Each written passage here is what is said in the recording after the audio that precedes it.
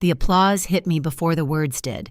My mother lifted a stack of documents under the wedding lights and said almost proudly, "We're giving them our home." The room erupted. My sister cried, my father beamed, and I sat there, fingers locked around a glass that suddenly felt heavier than it should. No one looked at me. No one remembered who had kept that house alive for 5 years. I told myself to breathe, to smile, to stay still. But the moment my mother lowered those papers, something shifted, quiet, sharp. And it wouldn't stay quiet for long. I used to think helping my parents was just something adult children did. No spotlight, no praise, just duty folded neatly into the rhythm of everyday life. 5 years ago, when my father's hours were cut, and my mother's joints stiffened so badly she could barely grip a steering wheel, the mortgage became a weight they could no longer lift. I didn't hesitate. I opened my laptop, logged into my bank, and set up a recurring transfer. The first month felt heavy. The second felt necessary. By the 6th, it had slipped into the background like the hum of the refrigerator, constant, unnoticed, always there. Every 30 days at almost the same time, my phone buzzed with a short notification payment processed. No thank you calls, no discussion. Sometimes my mother mentioned how lucky they were that things hadn't fallen apart yet, and I nodded, not reminding her that the luck had a name and a routing number attached to it. Long before I started paying bills, the pattern had already been set. When I graduated college, my parents handed me a card at breakfast. A thin envelope, inside a folded bill, $50. My mother said they were proud of me. My father squeezed my shoulder. I didn't expect more. I'd learned to expect little, to make peace with being the steady one. 2 years later, when Vanessa graduated, they held a backyard party with lights strung between the trees. There was a shimmering cake, rented speakers, relatives spilling across the grass. And at the end, my father dangled a pair of keys in front of her pinched between 2 fingers so they'd catch the sun. "Your car's in the driveway," he said. Everyone cheered. Vanessa cried into his chest. I clapped with everyone else, pretending not to feel the difference settle inside me like a stone.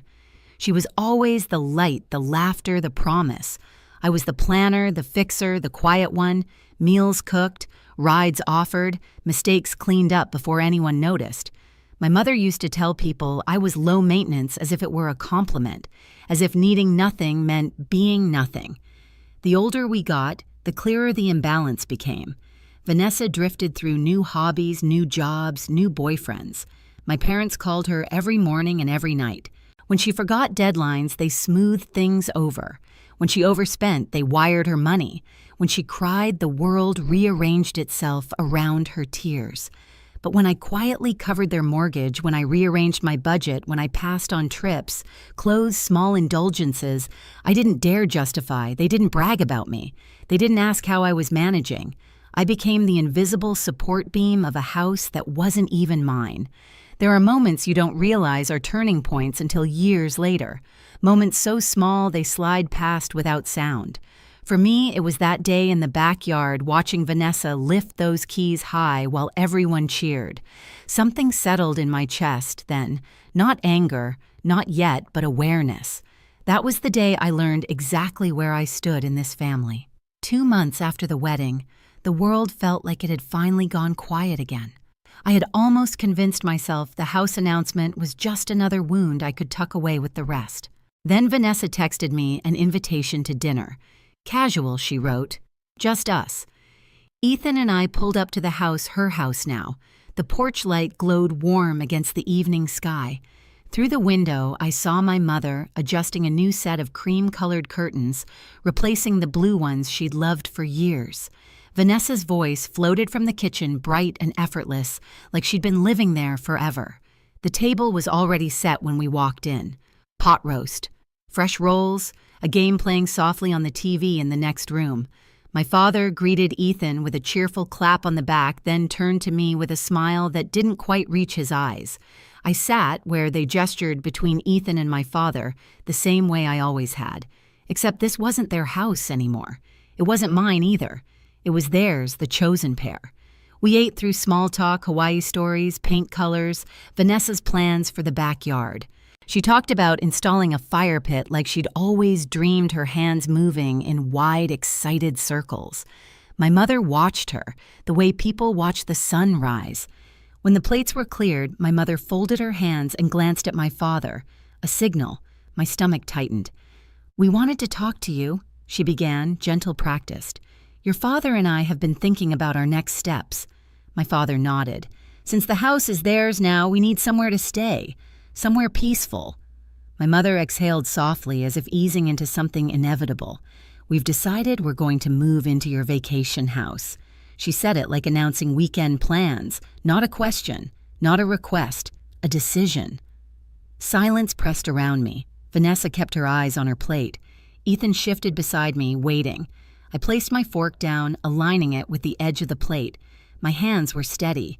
My breath was slow. Inside, something familiar cracked open. Not shock this time, just recognition. They had already chosen where I fit. They always had. "No," I said. A single syllable, quiet but solid. My mother blinked. "What?" "You're not moving into my house." The room tilted into stillness. My chair scraped lightly as I stood, leaving the warmth of the table behind.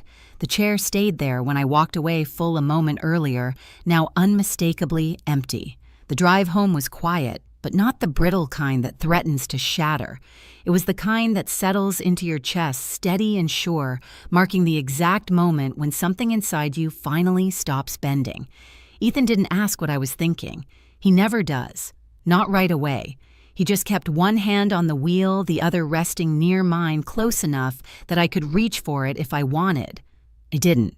Not yet. I needed the silence more than I needed comfort. When we got home, I hung my coat, stepped out of my shoes, and walked straight to the bathroom. I turned on the faucet, cupped cold water in my hands, and pressed it to my face. My reflection stared back, calm, almost too calm, eyes dry, jaw set. The kind of stillness that comes after years of swallowing storms. I didn't cry. I didn't shake. I simply reached for the towel, blotted my face, and walked to my desk. The lamp cast a narrow circle of light across the surface. My laptop sat in the middle, waiting. I opened it. The screen blinked awake. First step, block their numbers, not out of spite, out of necessity. Every cycle with my parents followed the same pattern boundary. Backlash, guilt, apology, amnesia. I couldn't afford that loop anymore. Contacts, select, block. The clicks were dull, almost soft, a clean cut disguised as routine. Next, security. I opened the app for the vacation house. A map pin, a thumbnail image of the front porch. System status armed. I tightened the settings, new passcode, two-step verification, stricter, motion alerts. I removed their old access. Then I set up notifications to come directly to my phone and Ethan's no delays. After that, I opened a folder labeled Documents. Inside, 5 years of mortgage payments. Not detailed spreadsheets, just simple logs, monthly confirmations, transfer receipts, brief notes I'd scribbled in the margins when my parents called needing help again. I didn't read them. I didn't need to. The dates alone were enough. They formed a pattern, a shape, a truth. I highlighted the folder, compressed it, and saved it somewhere easy to reach. Not to use against them, just to keep myself honest. To remind myself that none of what happened was in my head. Ethan leaned against the doorway, watching me quietly. "Do you want to talk?" he asked. "Not yet." He nodded, pushed off the doorframe, and disappeared into the living room. No sighs, no hurt feelings, just space, exactly what I needed. I opened another tab, a simple spreadsheet, not revenge, inventory. Every financial obligation I had carried for my parents. The months I covered when they couldn't manage. The times I rearranged my own schedule, my own budget, my own plans. Not to tally debt, to witness it. Line by line, the numbers appeared. Clean, unemotional. When it was done, I closed the sheet. I didn't save it. Around midnight, I walked to the window. The city lights glowed in the distance, blurry and soft, like someone had smeared gold across the horizon. Cars passed below, a steady hum rising through the glass. A reminder that the world keeps moving even when you finally stop. Ethan joined me, placing a mug of warm tea on the windowsill. His fingers brushed mine. "You okay?" he murmured. "I think so." We stood there for a long time, not speaking, just breathing in the same slow rhythm. For the first time in weeks, maybe months, I felt anchored. The next morning, I woke up with a clear head. I showered, tied my hair back, and dressed for work. My movements were deliberate, each one marking the shift happening quietly beneath my ribs. On the way out, I paused at the drawer near the door. I opened it slowly. Inside a ring of keys lay still the spare for my apartment, my office, and near the center, the vacation house. I picked up the vacation house key. Cold metal, sharp edges. A simple piece of shaped steel, but it carried 5 years of responsibility, silence, and erased effort. I closed my hand around it, holding it until the imprint pressed into my palm. Then I placed it back in the drawer gently, almost ceremonially.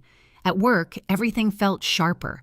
The sound of keyboards, the low hum of printers, the soft murmur of conversations across cubicles. I logged in, opened my email, and worked through campaigns with a focus I hadn't felt in weeks, maybe months. Around noon, my phone buzzed a message from an unknown number.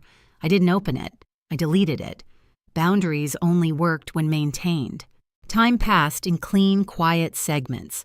Afternoon light spilled across my desk. The day moved the way days were meant to move forward. When I got home, Ethan was on the couch, reading. I sat beside him, leaned back, and closed my eyes. My chest loosened. My shoulders dropped. The quiet inside me didn't feel like emptiness anymore. It felt like space. A boundary isn't a wall. It's a shape, a line, a choice.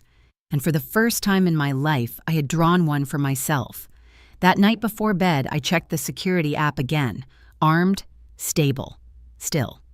I turned off the lamp, letting the room fall into darkness. This time, I wouldn't fix what they had broken. The call came on a Wednesday morning halfway through a meeting. My phone buzzed once, then again, the vibration skittering across the conference table. I glanced down, expecting a calendar alert or a message from Ethan. Instead, an unfamiliar number filled the screen. I almost declined it until a second vibration followed, stronger, more insistent. I excused myself quietly and stepped into the hallway. The fluorescent lights hummed overhead. "Hello." A pause. Then a steady official voice. "This is the local police department. We're calling about your property outside the city. We have 2 individuals here who claim to be your parents." I pressed my back to the wall, the cool air pushing against my spine. The officer continued. "They used a key to enter. The alarm system flagged it as unauthorized. We need confirmation from you." There it was, the final line of the thumbnail arriving not as a metaphor but as a fact. I closed my eyes. "They don't have permission to be there. Understood. Do you want to come to the property? We can wait." "I'm on my way."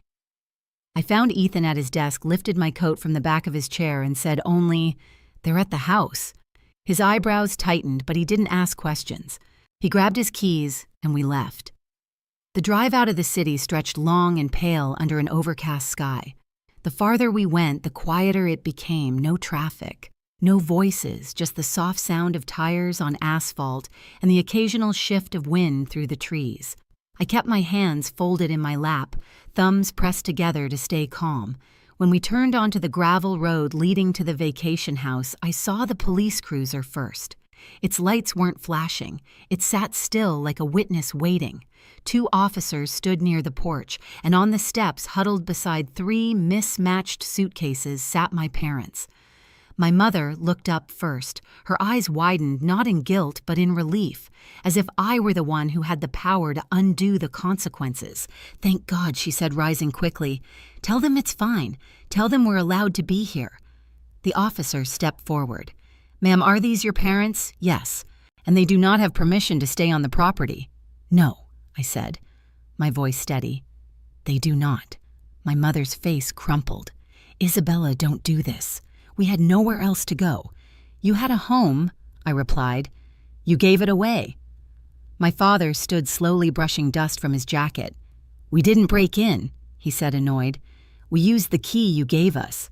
"That key was for emergencies," I said, "not for moving in." A silence stretched thin.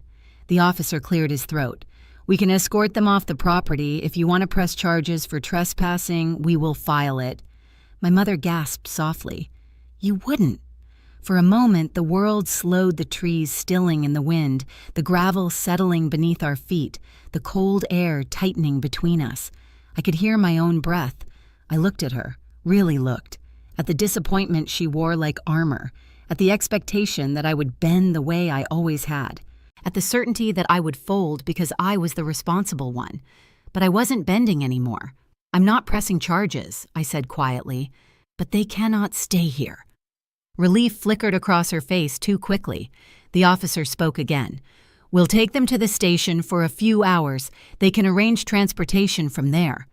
My mother turned on me, then not with gratitude but with fury. "You're unbelievable. After everything we've done for you," Ethan stepped slightly in front of me, not as a shield, but as a reminder I wasn't alone. The officers guided my parents toward the cruiser. The suitcases remained on the porch like abandoned thoughts. A locksmith's van rolled up soon after. He nodded politely, replaced the locks, handed me the new keys. Metal cool, solid. I pocketed them. When the cruiser pulled away, dust lifted from the ground, drifting into the late afternoon light. The house behind me was quiet, untouched, exactly as I had left it. I locked the door myself before leaving. The click echoed cleanly. Justice doesn't need noise, it only needs clarity. The morning after the police call, the world felt strangely weightless. I woke before the alarm, the apartment still dim, the city not yet fully awake. For the first time in a long time, my chest didn't feel tight. The air moved in and out smoothly as if something inside me had quietly unlocked overnight. I made coffee and stood by the window, watching the early light wash over the buildings. The city looked softer in the morning edges, blurred colors muted everything a little less demanding.